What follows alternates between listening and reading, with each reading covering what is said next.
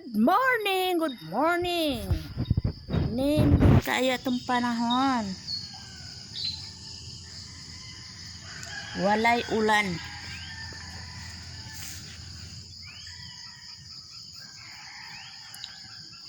Perteng inita kaong adlaw.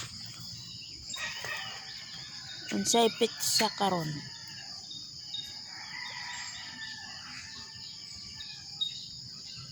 Ana to ang pitsa. April 3. Nindot ang dagan sa panahon. Init kaayo. Oh, makita ni mo ang adlaw. Sayo pa. Basta ng inita. Oh, nagpakita ang adlaw.